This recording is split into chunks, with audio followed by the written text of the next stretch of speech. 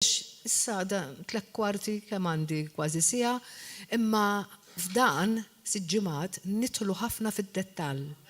X'inhuma l-prinċipji li Alla għamel li jżommqu stess, il-varji talb li hemm, kif l-attitudni tagħna għandha tkun, dan huwa pakkett li jekk ma nagħmluhx kollu ma nirċivux, għax li tirċivi right, li temmen il-kelma talla tirċivija, imma hemm ħafna modi wkoll xi rridu nagħmlu u dak li ħanaraw fuq illum. Issa, kemm illum għaw tgħiduli għaw tlabt u qed nistenna riżultat. Kemm hawn minna hawnhekk ħanaraw. Glorja għal Ġesu. Mela għandna il-messaġġ it-tajjeb illum. Halleluja. Halleluja. Thank you, Jesus. Mela. Ejjew immorru Ġwanni 15. Naqbdu il-Bibja għax ħallinduru 4 skritturi mhux ħażin, skritturi li iġibunna ferħ. Għax it's good news li ħanaraw. So, mela, Ġwanni 15. Il-ktib ta' Ġwanni nirrekmandalkom li taqraw bħalissa jienu r-raġel lilu qed naqraw kapitlu kuljum u vera iberikna l-ewwel ħaġa li nagħmlu filgħodu bil-żbuħija li fih. Għax jirrivelalek il-qalb ta' Ġesu Kristu kemm sabiħa kontinwament. U llum ħanaqraw u ħanibdew minn Ġwanni 15, vers 7. Jekk tibqu fija u kliemi jibqa' fikom, itolbu kull ma tridu u jingħatalkom. Waħda, mela meta nħarsu biċċa lej dan il-vers. Araw, jekk tibqu fija jekk intom tibqu fija u kliemi jibqa' fikom. Oħra, voldiri qegħdin tinnutaw kemm hemm bżonn aħna nagħtu s-sem tagħna. Right? Mela, jekk intom tibqu, jekk kliemi jibqa' fikom u tibqu fija u intom titolbu kull ma tridu, jingħatalilkom. Voldiri, araw, Ġesu qed jgħid isma' jiddependi minnkom ta' jekk mintom se tirċievu. Għax jien l-estate kollox qed ngħidilkom, jekk kliemi jibqa' fikom u intom tibqu fija. Itolbu kull ma tridu jingħatalkom. Voldiri qed jindikanna hemmhekk kemm jiddependi minna ir-riżultat tat-talb. Li xi kultant ma nindunawx aħna kemm hemm il-parti tagħna. Nibdu naħsbu li kollox jiddependi minn Alla. Meta Alla diġà lesta kollox. Mela, alleluja, amen. Ġwanni immorru 16 issa, kapitlu wara. U ħammorru 23 u 24. F'dak il-jum xejn ma tistaqsuni, tassew ngħidilkom, kull ma titolbu lil missieri f'ismi jagħtihulkom. Kien qed jitkellem għal dak il-jum meta hu ma kienx jibqa' hemmhekk u it-talb jibda jsir lil missier f'isem Ġesu Kristu. Li hu persi kien għadu ma mitx, allura huma ma kinux għadhom qed jesperjenzaw din il-ħaġa. Allura qallhom sa issa ma tlabtu xejn f'ismi. Itolbu u taqilgħu biex il-ferħ tagħkom ikun sħiħ. Mela hemmhekk qegħdin naraw x'inhi r-rida t'Alla. Il-ferħ tagħkom ikun sħiħ. Ir-rida t'Alla hija dik li aħna nkunu ferħanin u sħaħ u biex bit-talb. Mela it-talb se jwassalna għal ferħ tagħna. Oħra. Mattew 21. Immorru qed induru dawra biex nuru kemm ir-rieda t'Alla hi li nitolbu u hija komand ta' Ġesu ma jgħidilniex isma' jekk tridu itolbu, kontinwament itolbu hija r-rieda tiegħu li nitolbu. Voldi hekk ma nitolbux qed nagħmlu dnub ta'. Jekk ma nitolbux apparti li qegħdin nitilfu, Għax meta Alla qed jedinna isma' itolbu għalfej, għalina mhux għalih.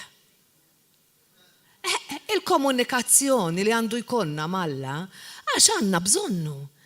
Ejja nammettu għadi u narfu il-bżonn li aħna għandna minn Alla f'din il-ħajja ibsa li aħna qegħdin niffaċċjaw kuljum. Kif trid toħroġ? Il-bib ta' barra jekk ma tkunx sellimt lil missierek u tlabt għal protezzjoni, għal provviżjoni, għal dak kollu li jint għandek bżonn. Jekk ma tagħmilx hekk, skużi ta' hemmhekk hemm il-pride. Li voldiri jien m'għandix bżonnok. U din Alla ma jridix. Il-pride hija l-iktar ħaġa li jabborri għax jedin, jabborrija. Hija kastika l-bniedem Alla ħares. Imma forsi hija nuqqas ukoll ta' għarfien li wieħed jgħidlek isma' jiena ma nitlobx għax Alla jaf x'għandi bżonn. Vera li Alla jaf x'għandek bżonn, imma inti qed jgħidlek hawn biex tara l-bżonnijiet tiegħek jinqalu titlobni. Titlob. We have to pray them out. Mela, aħna qegħdin Matta 21. Vers 22. Anzi, ħanibdew naqra aktar minn qabel fej qed jitkellem fuq is-siġra tat-tina li seħħet il-mulej.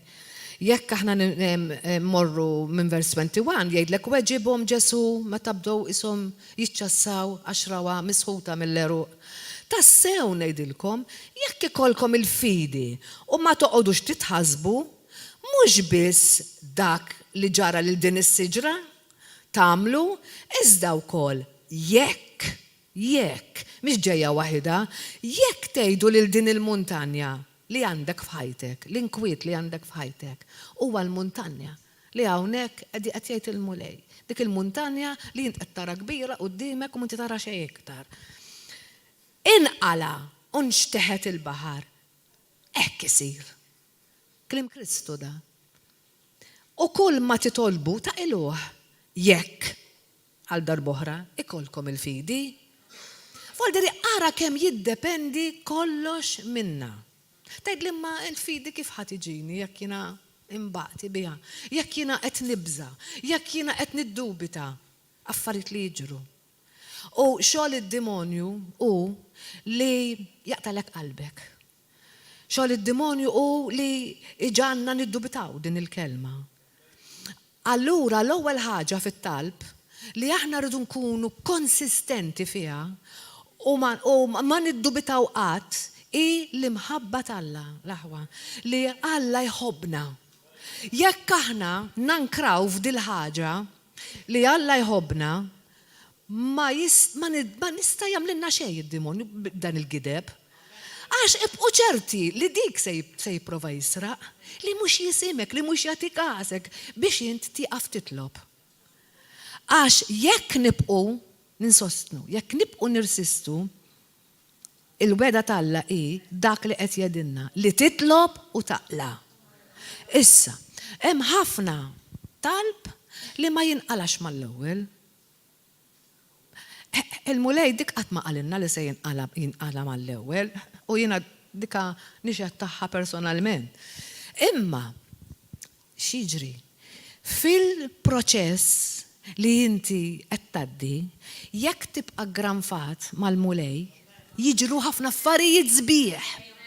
Fl-istess mal-tempata li inti qed tgħaddi, inti tiġi iktar f'intimità mal-mulej u jurik affarijiet li kieku ma kontx għaddejja minn dik il-maltempata, ma tarahomx, ma tkunx inti sensittiva daqshekk għalihom biex tarahom. Allura meta nkunu qegħdin nistennew importanti ħafna li l-demonju nirreżistu l-problema tagħna, x'il-problema tagħna hi ix-xitan innifsu, għax qed iġiblek l-ostakoli biex iwaqfek mill-ministeru li ma tiġix il-knisja, li inti tiġġieled mar-raġel, li tissuppervja mat-tfal. X'jiġifieri qed taqa' fil-ġisem kontinwament. Meta il-ġlida tagħna hija dik li ma naqux fil-ġisem. Għaliex għax it-talb huwa fl-ispirtu. Aħna ma nistgħux nersqu quddiem Alla u nidħlu fil-preżenza ta' Alla bil-karnalità. Ma nistgħux. Irridu nidħlu fil-preżenza ta' Alla fil-ispirtu. Għax hekk jgħidilna il-mulej qed ifittex il dawk li jadurawh fl-ispirtu fil-verità. Għaliex għax it-talb huwa qima bħalma ħanaraw. It-talb huwa qima. Ukoll huwa qatt ta' qima. Għax inti qed tinxteħed quddiem il-mulej u qed torrih kemm għandek bżonnu akkosta kollox. U ħanaraw skrittura fuq għadik iktar il-qoddim. Mela, Mark dik rajnija, Mark 11:24 li hija simili ta' di, prattikament hija l-istess ħaġa, imma kif inhi qiegħda naqra iktar kif tgħidha tkun warrier hekk għaliha għax kif inhi qiegħda iġġalek ma tiddubitax, vuol dire hekk tkun naqa' rieqda mejta tqajmek di, żgur. Għax jgħidlek u Ġesu wieġeb u qalilhom. Emnu falla meta ral darb'oħra qalu l għax hemm dik is-siġra li inti sħit, issa waqgħet spiċċat, mietet. Emnu falla. Tassew nedilkom u Ġesu dik il-kelma tassew kemm iħobb juża. U dik ittik assikurazzjoni meta qed jgħidlek tassew, vuol diri tiddubitax, hemm il-kelma tiegħi fin-nofs. Hekk qed jgħidilna meta qed jgħidilna tassew. Tassew nedilkom li jekk xi ħadd u dak ix-xi ħadd u minnu. U minnu. Vuol diri mhux xi ħadd xi studjus u xi mgħallem, jekk xi ħadd jgħid lil din il-muntanja intrefa u nxteħet il-baħar. Iktar spjegata di. Bla ma joqgħod jitħasseb f'qalbu imma jemmen li dak li jgħid ikun se jsir isirlu żgur. Vol diri qed jgħidlek isma', inti dak li qed tgħid tisparax bla ddoċċ għax imbagħad tgħid għax ma qlajtix, qed jgħidlek dak li qed tgħid int diġà qed temmen li se jsirlek żgur. Isirlek żgur minn qabel tittamilha di, tittaqbadha. Allura rridu noqogħdu attenti kif nitolbu. Għalhekk komplajjejt ngħidilkom kull ma titolbu m'hemm xejn li ma tistax titlob.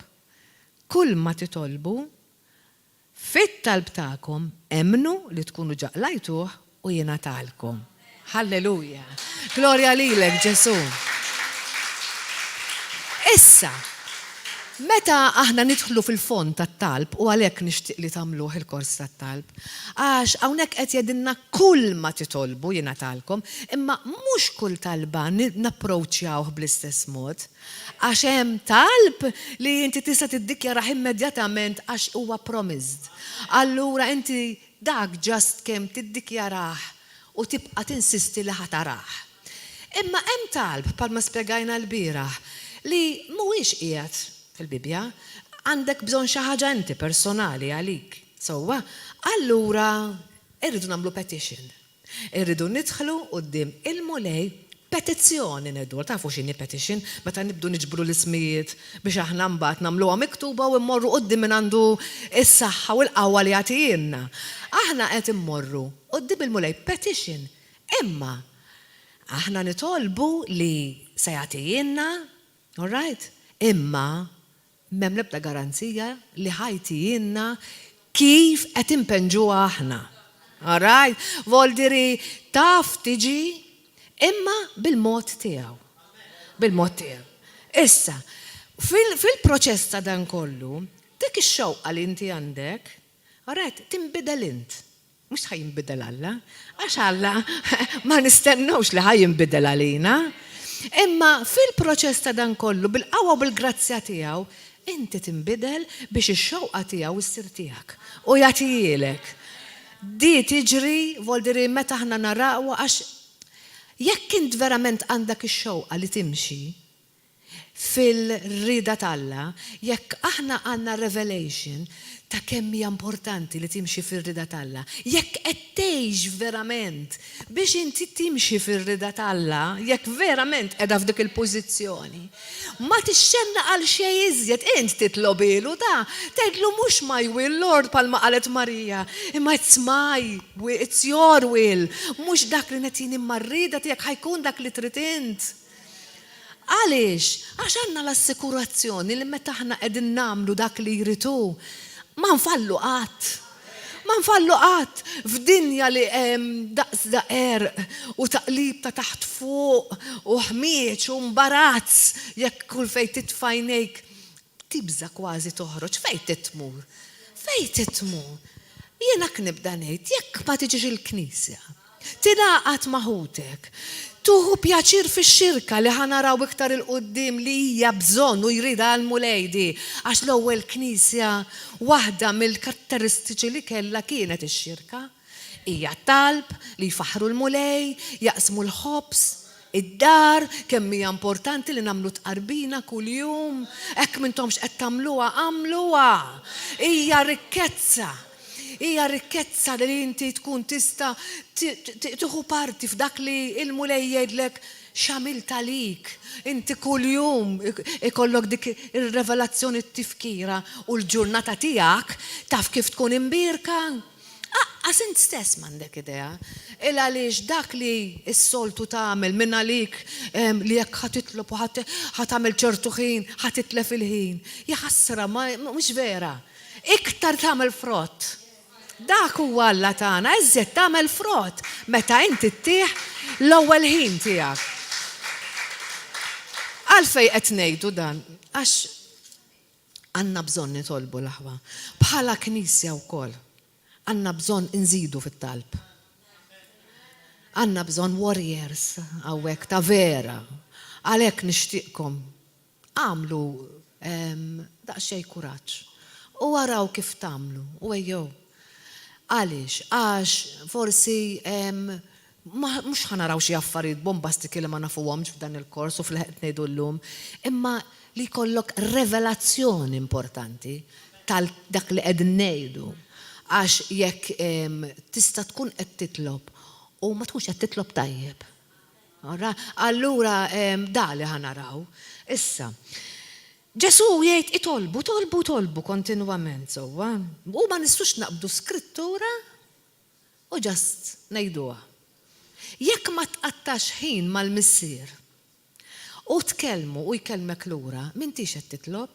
Għaliex? Għax inti x'ħad titlob? Mhux li jgħidlek hu. Jekk aħna ħanitolbu personalment sewwa, u għandek bżonn xi ħaġa, kif trid titlob? Kif se taqbad titlob min jeddek? L-ewwel ħaġa mhux li tidħol quddiem il-missier. U fil-waqt li hija waħda mill-ewwel prinċipji li aħna nagħmlu ninfaħru l-mulej. Orajt bħalma se nagħmlu issa ejjew immorru biex nkunu eżatt fejn qalilna mulej Ġesu Mattew 6 fejn qalilna kif għandna nitolbu. Sewwa, hemmhekk tagħna il-mulej. Tana modell.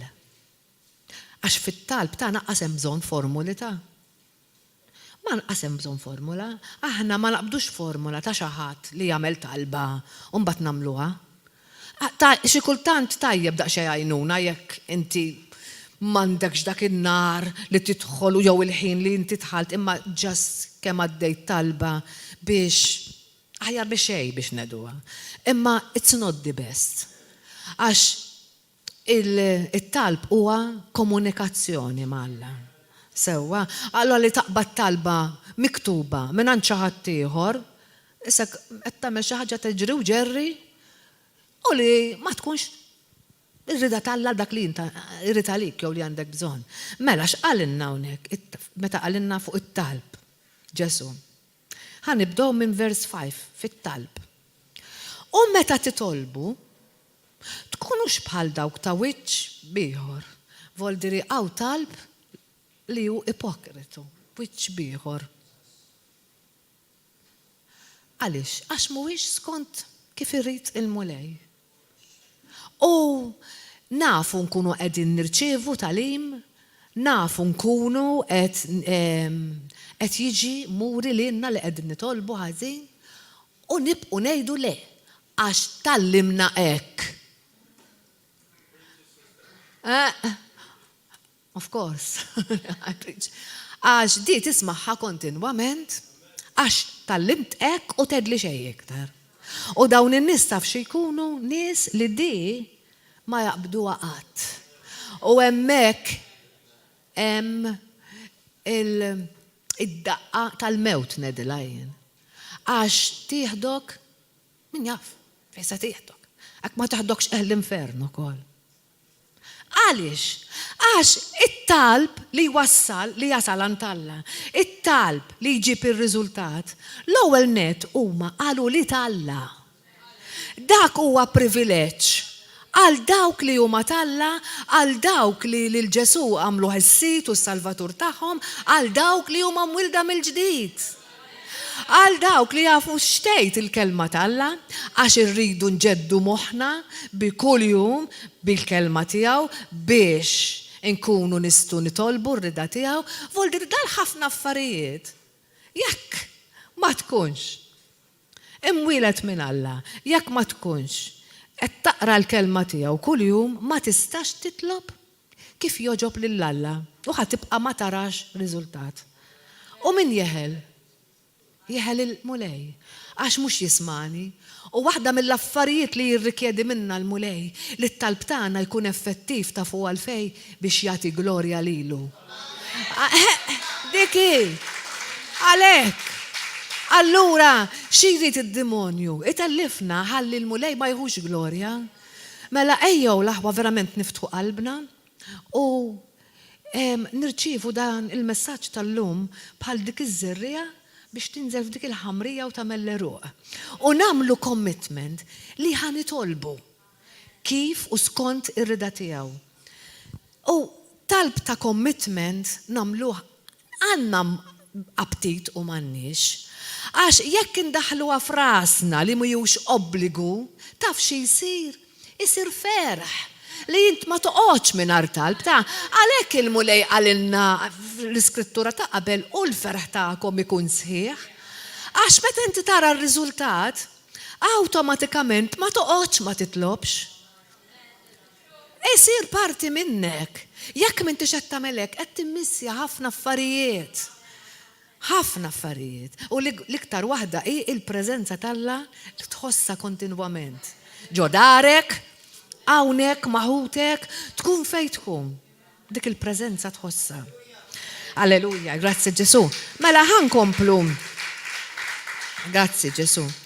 Mela tkunx qed jgħidulhom mela ma nkunux bħal dawk ta' wiġbieħor, għax dawk iħobbu joqogħdu jitolbu bil-wifqa fis-sinagogi u f'sali pit-toroq biex jidru quddiem in-nies. Mela dawk kellhom dak l-iskop biex jidru quddiem in-nies. Mhix għax vera jirdu jagħtu glorja l-Alla biha.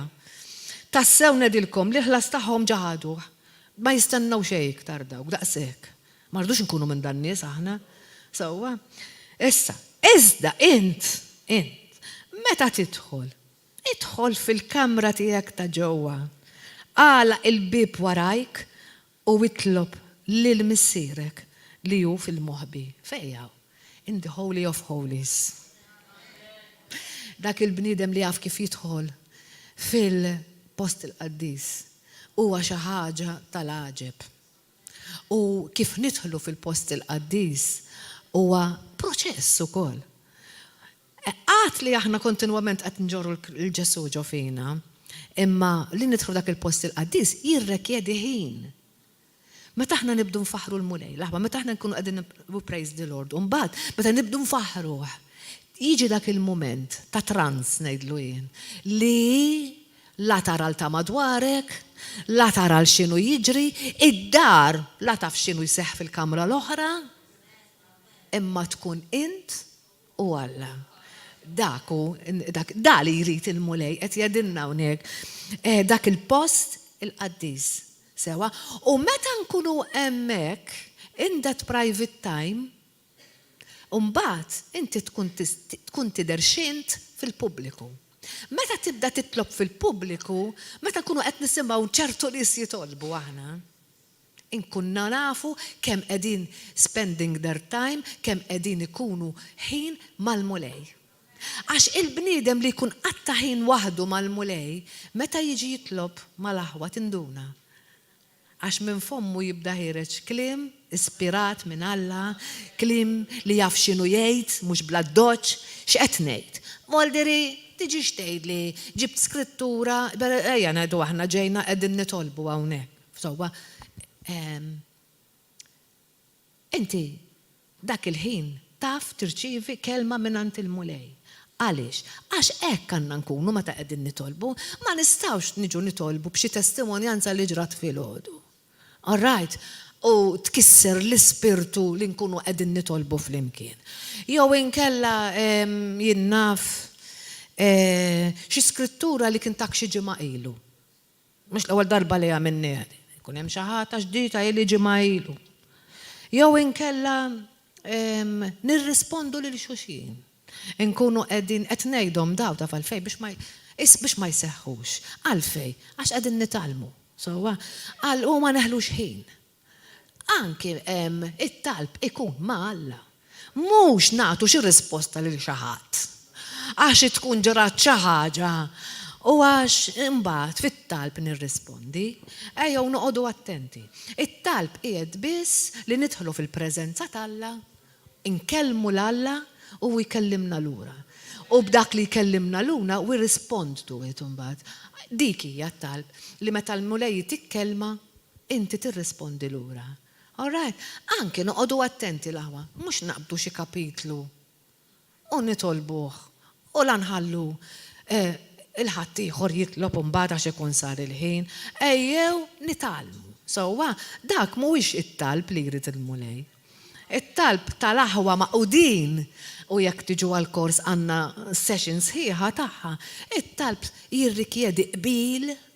All right, meta bnidem wieħed qiegħed jitlob, mhux min ħares lem, min ħares law, imma irridu naqblu ma' min imma da għax hemm qawwa fl-agreement. Mhux ma niftħux ħalqna. Sewwa ejjew nużaw dan il-ħin li llum qegħdin hawnhekk biex nitalmu għax hemm bżonn li t-talb li ħanitolbu ikun perfett, ikun effettiv kif irrid il-mulej. Ħalli għalxiex, għandna bżonn naraw il-mirakli tiegħu li dejjem iwedna. Għandna tant għal xiex nitolbu għalina, għall-Knisja, għall-pajjiż, għal kollox. Hemm bżonn li nagħtu glorja l-Alla ħalli n-nies tambarra ma jedux fejn hu Alla tagħhom l-aħwa. Anzi, kif tgħid fl-Atti 2 li ħanaraw dal-waqt, jgħidulek in-nies kollha kienu jġibuhom. Ħadd ma kien jetek, il-nies kollha kienu jġibuhom lill-apostli u d-dixxipli u l-mulej kien iżid magħhom kuljum, daily. Dik hija il-karatteristika tal-ewwel Knisja u dik hi li rridu nimxu fuqha. Jekk maħniex qed nimxu fuqha l-aħwa we have to change direction. Hemm bżonn inbidlu d-direzzjoni. U tajjeb li nagħmlu commitment li nbidlu direzzjoni. Hemm bżonn li niġu għat-talb, ninaqdu flimkien. Bħalissa naqqasna ftit mit-talb. Konna niġu kuljum. Bħalissa qegħdin niġu l-erba, is-sibt, il-ħadd u għandna l-ġimgħa, imma m'għadniex niġu kuljum. Għaliex? Għax naqas. Qed jiġi l-lider waħdu. Kemm sabiħa li kuljum ikonna xi numru sabiħ ta' nies. Darba f'ġimgħa jinbidlu n-nies. Ma tkunx dejjem l-istess. Volder inti jekk tiġi darba f'ġimgħa. Sewwa tafx qawwa dik li it-qalb jibqa' dej kontinwament. Għandna bżonn inqumu u hekk in-nar Alla nħalluha. Jekk aħna naqbdu din ir-revelazzjoni li Alla qed jgħidlek ejja għandi ħadd titlob. Sewwa, hemm bżonn naqbduha di, mela ħejjew inkomplu. Mela idħol ġewwa qed jgħidlek fil-moħħbi u missierek jara dak li hu fil-moħħbi u jrodlok hu. M'hemmx titlef, ħajrodlok hu. Intom mu titolbu, toqgħodux tlabalbu bħal pagani. Voldieri ismaħħa, u dawn minn għalihom li iktar ma jgħidu aktar jinstemaw. Laqqas hemm għalfejn nagħmlu talb twilta. U nibqu sejrin u nrednu, nirrepetu u nispiċċaw ndejqu l-kulħadd. Għaliex? Għax ma jkunx ġej minn Alla. Ara, hemmhekk irridu nikbru. Meta ninaqdu flimkien mal-lider, inkunu nafux qegħdin nagħmlu il-lider ġej mid-dar mimli b'dak li qallu l-Ispirtu Santu.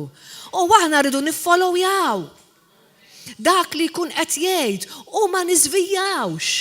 Għax l-agreement daku ma nidħolx jien mbagħad bi-skrittura li rrid jien u nieħu t-talb in-naħa l-oħra għax hemmhekk m'hemmx agreement. L-agreement u li jinti taf hemm il-lider ġiġa fit-texwiċċ il-mulej taħ kelma u aħna xogħolna li nitolbu l-Ispirtu Santu. All right, itina x'ħan nitolbu fuq dak li l-lider ġab. U l-Ispirtu Santu laħwa jonorana. Iġili konna laqgħat ta' talba qas ikollha kap tispiċċa, inkunu ftit nies għax mhijiex il-kwantità. Imma hija l-kwalità fejn 2 u 3 jgħidlek il-mulej Ġesu fejn 2 u 3 miġberun fis-smijjien qiegħed hemm f'nofshom. Jekk aħna għandna dik biss il-revelazzjoni il-mulej jaħdem. Voldi dika waħda minn li xtaqt ngħid għax għandna bżonn li nikbru fiha. All right? Issa x'qallhom iktar. Tkunux bħalhom. Voldi ma rridx li jkunu bħalhom. Ila balbu fit-tul. Talb li ma jagħmel sens. Għal xejn, paroli, ħala taħin dak, jekk ma tkunx qed tagħmlu sew. Ma ħallihomx hekk, għax bissirkom jafx teħtieġu għal dawk li jgħidu għax li orrajt jafx teħtieġu imma hawnhekk għallhom xorta tolbu hekk. Ma għallhomx m'hemmx għalfejn titolbu, xorta għallhom itolbu hekk. U bdejna bit-talba tal-missierna li hija talba sabiħa, hija talba li tintalab, tista' tgħid fil-ħajja nisranija, imma tintalab b'revelazzjoni. Għax ħafna drabi ġast intaqal u daqshekk u ma jsir xejn, tiġi kantalina, imma llum ma nisa ngħidu hekk. Illum ħanidħlu fiha bil-mod. Fejn jgħidlek missierna li inti fis-smewiet. Mela Ġesu qed jgħid ċaru tont m'hemm l-ebda tal-boħra lil ħadd ieħor. Lill-missieri biss. Il-missier li ħajkun missierkom ukoll qed jgħidilhom qed nagħmlu komunikazzjoni ma' missier li inti fis-smewiet u jitqaddes ismek. Mela hemmhekk qed jgħidilna God is holy kif għandna nidħlu fil-preżenza tiegħu għedni għall-bieraħ bit-tifħir bil-worship u bil-ringrazzjament. Għaliex? Għax inti qed tkabbar lilu u tċekken il-problema. Meta qed nagħmlu hekk mal-ewwel. Mal-ewwel qed iġib il-problema fix-xejn inti qed tgħidlu mulej li qatt li jiena ġejt muġuha, qatt li jiena mtaqla, qatt li jiena hekk u hekk, imma naf li l-kelma tiegħek tgħid li bil-ġrieħi tiegħek jiena nfieqa li inti qed li inti God sent his word, intbatt il-kelma tiegħek u fejjaqni whatever għal xiex qegħdin nitolbu, imma inti tidħol bil-kelma tiegħu u tfaħru. All right, hemmhekk il-problema qed iġġibha zero. Voldiri anki għalik stess, meta tiġi biex titlob in-nar, bil-fors taqbad, ma tibqax kisħa, għax inti taf li qudiem minn qiegħda, qudiem minn tħalt u l-problema tiegħek hija xejn. Altrimenti jekk inti tidħol m'għandekx revelazzjoni x'inti tagħmel qed titlob għal pakkagall, il-problema tiegħek ħatibqa' kbira, ħatibqa' tiddubita, ma tafx ħataqbad titlob u x'ħajjiġri. Hemmhekk ma tantx ħanaraw riżultati. Sewa, qed jgħidilna Ġesu Kristu stess, u mbagħad qed jgħid tiġi saltnatek. U jkun dak li trid int fis-sema hekk da fl-art. Issa, tiġi saltnatek. Mulej, kemm nedu għadi. Aħna llum nafu s-saltna tiegħu fejn qiegħda. Qiegħda hawnhekk. Is-saltna tiegħu qiegħda fina. Voldi dak kollu li hu fis-sema u tas-saltna tiegħu qiegħed għandna. Issa dik b'revelazzjoni la taf li qiegħda fik tkun taf kif tirrilisja. Voldi li tiġi saltnatek dik tfisser. Sewwa mhux nibqgħu għaddejjin u waqqas nafu x'qed ngħidu. Tiġi saltnatek lesta jien li nċedi kollox mulej għalik, issa mhux aktar jien imma int. Sewwa hemmhekk qed tgħidlu r-rida tiegħek u mhux tiegħi. U li mhux faċli li titlaq dak li jkollok u titilqu fidej il-mulej, trid ħafna umiltà. Is-saltna Alla hija bbażata fuq l-umiltà l-aħwa. Ġesu Kristu għalinna li huwa umiltà tiegħu n-nifs huwa umiltà. X'qalinna qabel telaq Ġesu? Ħobbu lill-Alla u ħobbu lil xulxin. Kif? Bħalma ħabbejtkom jien. Voldi di responsabilità enormi. Aħna rridu nħobbu kif ħabbu, tafu x'ġifieri hu. Fej wasal? Metalina da, namlu hekk għal xulxin aħna. Anke meta libes il-fardal, konna qed naqraw fuq meta libes il-fardal biex iservihom, meta kien wasal biex imut. U Petru għallu x'inti tagħmel hemm? Int ħadd ilbes il-fardal hemm. Ma qabadix mal-ewwel x'kienet ma rridx li Ġesu jaħsillu saqaħ. Qallu dik titallima x'qed nagħmel jien. Servitu.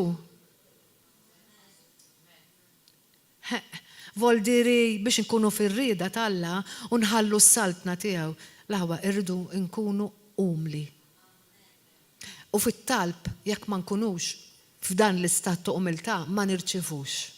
Voldiri ara kemm hemm affarijiet li jidħlu fil-pakkett tat-talb.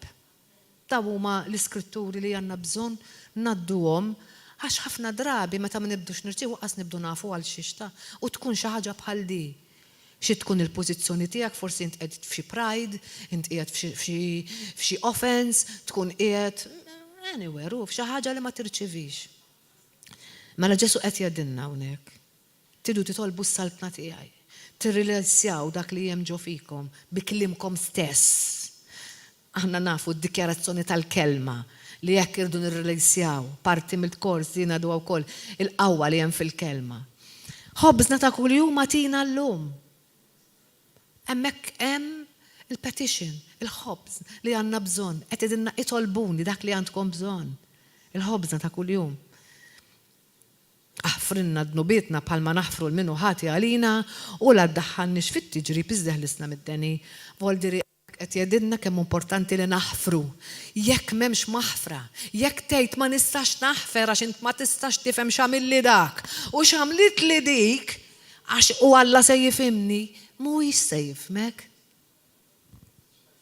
Mhuwiex se jifhmek, I'm sorry, jekk anki forsi mill-YouTube viewers tagħna qegħdin jisimgħuni għax tintaqa' ma' ħafna nies li meta tgħidilhom fuq il-maħfra qas ikunu jdu jisimgħu iktar.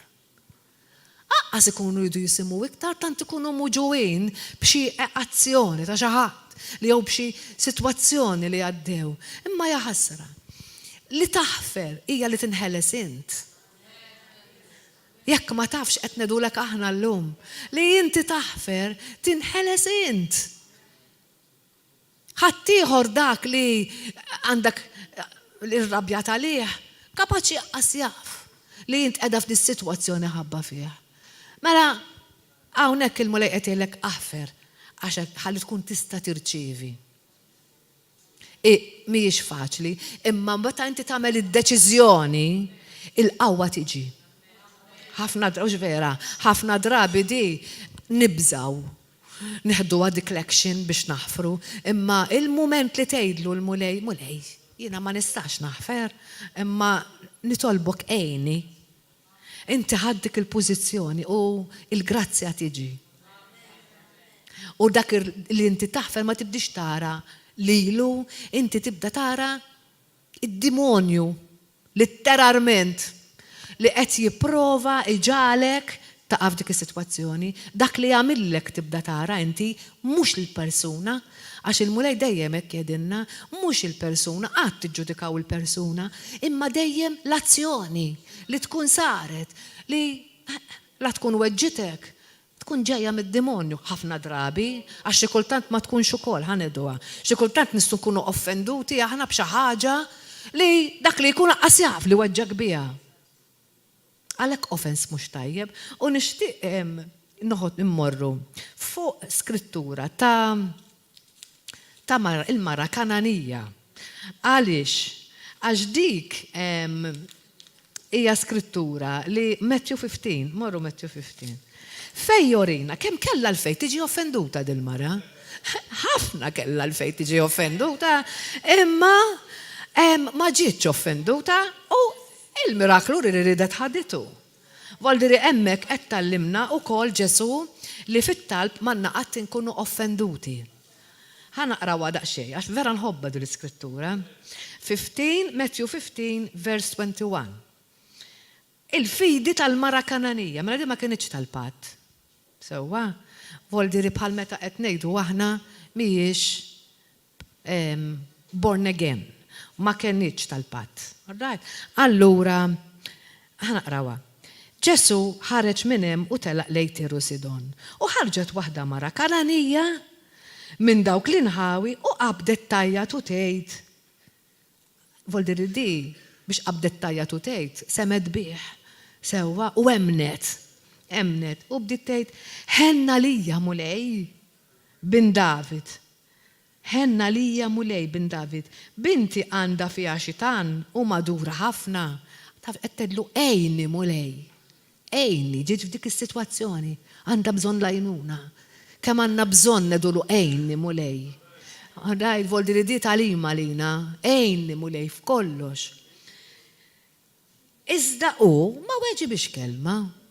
Kemm il-darba aħna nitolbu u qissu muqiet għalina ma jiġri xejn. Ġesu ma nisimgħux, mhux qed inħossuh. Fejnu Ġesu? Mu ġuwa kontu mu ġuwa bqajt.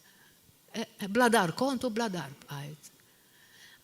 Hawnhekk qed jgħid ma weġibiex. Resqu lejh id-dixxipli tiegħu jitolbuhu jadulu waħles minna. Għax ġejja tajjat warajna di. Voldiri ara dil-mara x'qed tħoss. Mela Ġesu ma kellimix. Issa qed tisma' daw jitkellmu hekk. Li kien xi ħadd qed tmur tixxejjer ħa nitlaq lhem jiena fejn ġejtaw. Vera imma. Sewwa. Imma u għalilhom ma ġejtx mibut ħlief għal naċ li intilfu mid-dar ta' Iżraelin. Iżda jien fehmitu, resqet inxteħtet qudiemu. Voldiri mhux tal-li ma ħaditx għaliha, tal-li nxteħtet qimu. Kemm irridu ninsistu fit-talb l-aħwa. Kemm irridu ninsistu u nibqu iggranfati ma' Kristu bħalma mled il-mara u x'inhu li jġib id-demonju biex itellifna. U qaltlu ejni mulej reġet. Ejni mulej. U huwa ġibha mhux sewwa. Tieħu l-ħobs tal-ulied u tixtu lill-ġriewi. Ma kienx mill-ulied di. Qed jgħidilha inti min int biex jiena ngħinek. Ekku mulej qaltlu ma meritux. Ekku mulej. X'gazz kellha. Iżda l-ġriewi wkoll jieklu l-frak li jaqa' minn fuq il-mejda ta' sidhom. Risponditu tajjeb. Ġabbitu f'dik is-sitwazzjoni isma' il-ġriewi wkoll jieklu ta' antuhom ukoll. Ma nħalluhomx bil-ġuħ. Sidhom.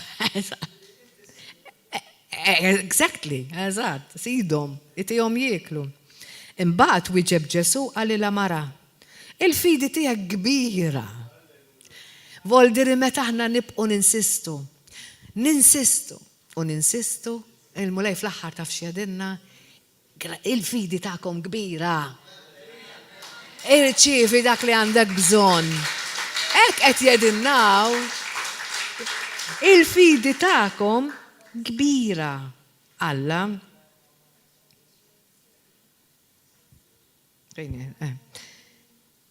Ħajsirlek kif tixtieq. Hekk Alla, ħajsirlek kif tixtieq.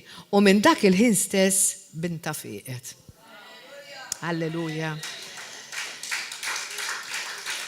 Aħwa, hemm ħafna u ħafna x'nixtieq ngħid iktar imma l-ħin qiegħed jissikka. Imma qabel nagħlqu. Hemm ħafna skritturi sbieħ fejn Ġesu jedinna kemm it-talb jiġibilna frott. Sewwa imma rixtieq nagħlaq b'Atti-2, ejja mmorru Atti-2. Biex naraw il-karatteristika tal-Knisja, l-ewwel Knisja, u nitolbu llum l-aħwa biex dak il-ġuħ jaqa' fuqna.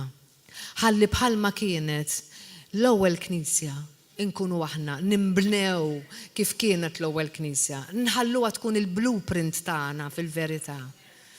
Ħalli naraw il-glorja tagħha mhux biss fina, fil-familji tagħna, fil-Knisja tagħna, imma fuq il-postijiet tax-xogħol tagħna, ejjew niksu Malta tagħna bid-dawl ta' Kristu. L-aħwa kif hu mistenni minna. U ma noħdux xejn inqas minn dak l-istandard, xejn ma noqogħdu għal inqas minn dak l-istandard li hu jrid minna. Jekk maħniex qegħdin hemm, tibżax. Il-mulej jitina l-grazzja li nimxu l-qoddim. Jekk aħna we commit ourselves bis-serjetà. Mela jan nikkommittjaw ruħna nfusna biex nitolbu iktar id-dar, nitolbu jekk mhux qed nagħmluha, hekk għandna wisq x'nagħmlu, innaqsu.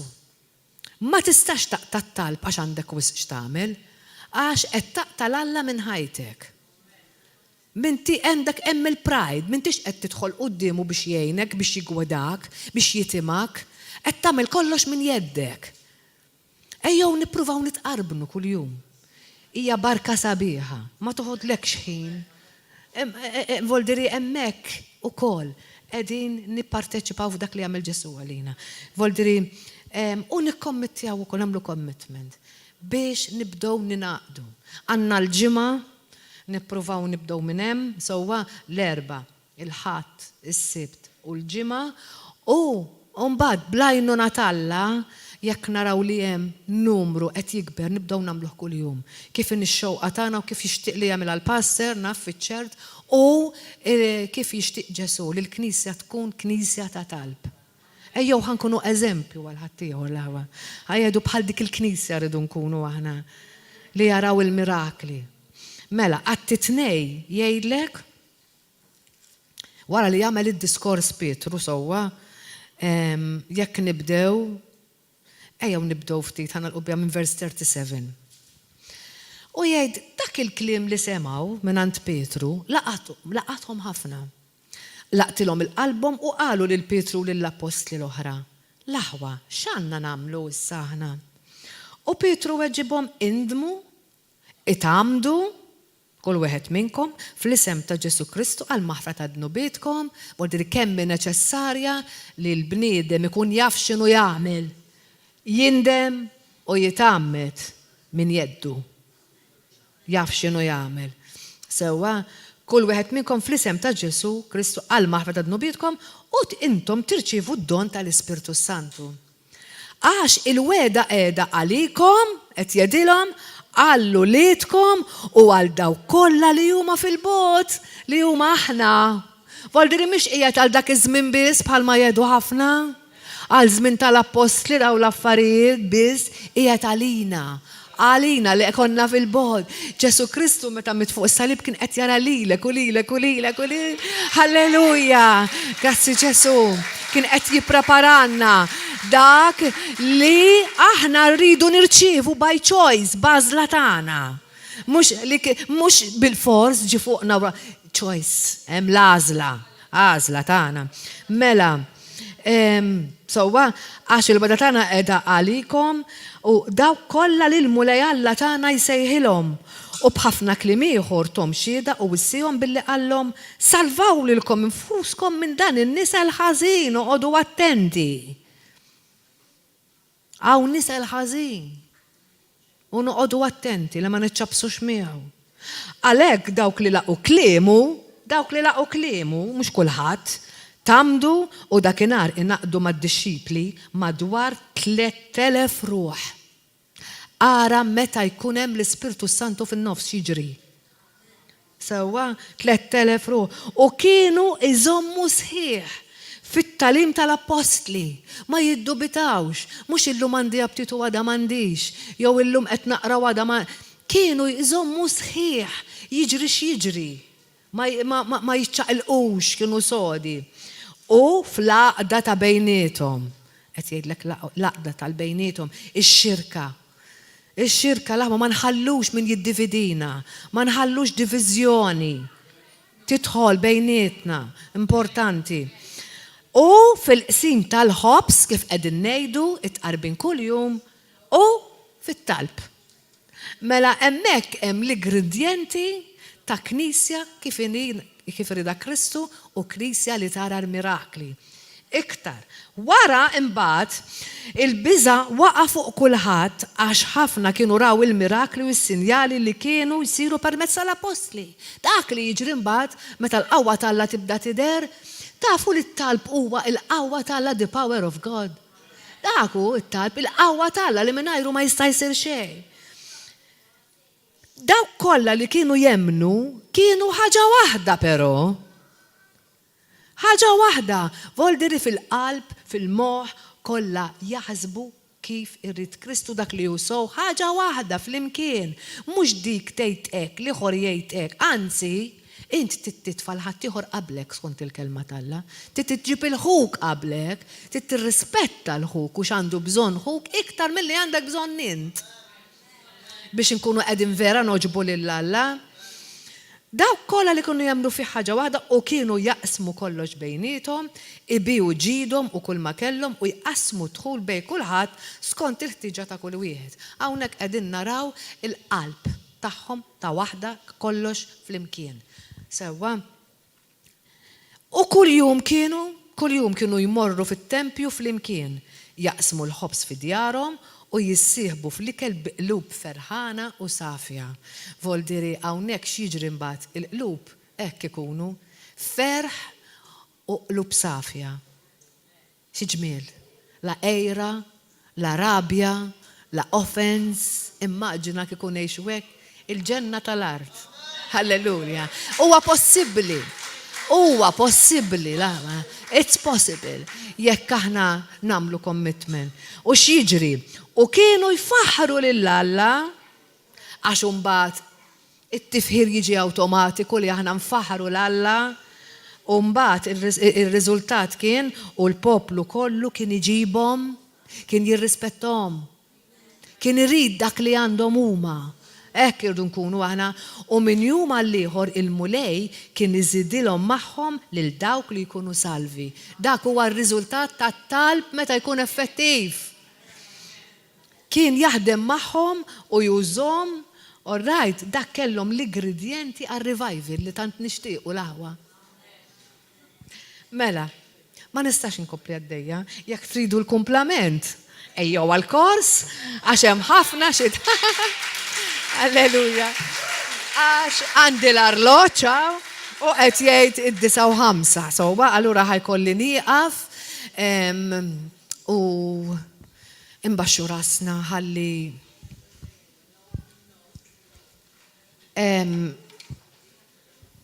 noqogħdu nimmeditaw ftit ħin li baqanna. Dak li aħna smajna. U jekk maħniex qegħdin nagħmluh ma ġara xejn kbir fis-sens li għal-mulej dejjem hemm second chance, dejjem lest li itina jdeħ, sewwa għax dak huwa l-mulej tagħna. Imma jekk verament niftħu qalbna, nindmu, jekk aħna qegħdin f'dak l-istat li warrabnieh. Sewwa, imma u l-mulej jedinna li meta nindmu dejjem lest li jaħfer, jinsa dak li nkunu aħna minna, bnubietna jitbedu daqs kemmu l-vant mill-punent, jgħid il-mulej. Allura dejjem hemm din it-tama. U nagħmlu commitment, verament imma, mhix just tal-mument, imma nagħmlu commitment, neddu l-mulej. Din il-kelma hi għalina balzmu, għax hija r-rida tiegħek li aħna nkunu ħaġa waħda miegħek. Mal-Alla tal-univers, Alla li kreana, Alla kbir ma jestus, qed jgħidlek ejja quddiem it-tron tiegħi. Hemm il-grazzja, hemm il-ħniena tistennik. Mr. Qaddis, aħna nirringrazzjawk tal-li tajtna kelma l-lum, mulej, ta' kuraġġ. Mulej, inti tajtna kelma li qed turina qalbek, mulej. Qed turina r-rieda tiegħek, qed turina kemm tħobbna, mulej. U aħna nirċievu, mulej, din il-barka, din il-blessing li inti qed tittina, mulej. Għalhekk qed nidħlu quddiemek, mulej. U bis-serjetà qed nagħmlu dal-commitment, mulej, biex nikbru fit-talb, biex ma nibqux inħarsu leħ bħala obbligazzjoni li aħna rridu nagħmlu, mulej. Imma nidħlu quddiemek għax inħobbuk, għax irridu aktar minnek, għax għandna bżonnok, mulej. Għandna bżonnok, għajduli għandna bżonnok, mulej. We need you, Lord, għandna bżonnok, mulej. U nirringrazzawk ta' mħabtek, mulej Qaddis. Nirringrazzawk tal-kelma tiegħek li hi mediċina u duwa għalina, mulej, għal-ġisimna. Il-kelma tiegħek, mulej, tagħtina l-garanzija li jekk aħna nimmeditaw fuq għalej u nar, mulej, is-suċċess tagħna ikun żgur. Għax ikun skollu skont ir-rida tiegħek, mulej. Ma rridu xejn iktar dak li mhux tiegħek. Għalhekk, mulej, Ġesu, nimuljaw ruħna quddiemek illum, mulej. U verament niddikjarawk bħala s-sit u s-salvatur tagħna, mulej Qaddis. Mhux bil-kliem, imma bl-emil. Ħajkun dak li trid int, mulej Qaddis. Intuk ħajjitna. Intuk is-sensi tagħna, mulej Ġesu. Intuk il-membri ta' ġisimna kollha, mulej Qaddis, biex inti tużhom għall-glorja tiegħek, mulej. Iftaħ bibien, mulej Qaddis, fej namlu biss il-pjanijiet tiegħek, mulej Qaddis. U għala il-bibin kollha li mhumiex tiegħek, mulej. Ma rridux nidħlu minn bibin li ma jwassilunix għal l-iskopijiet tiegħek, mulej Qaddis. Għalhekk grazzi, mulej. Għal dak li illum irċivejna, għal dak li qed tagħmel u għal dak li se tagħmel, mulej Qaddis. Għal glorja tiegħek, Missier. Fisem Ġesu Kristu, alleluja. Gifni, grazzi, mulej Qaddis. Allora lilek, mulej. Issa. Ejva, issa fil-waqt li inselmu lil-YouTube viewers tagħna nirringrazzjawkom li qattu tisimgħuna, jalla l-mulej jibberikkom u jtikom dak xtiqqalkom u aħna nħajrukom biex tkomplu issegwu dak li jkun qed jiġri ġewwa River of Love. Kunu mbirkin.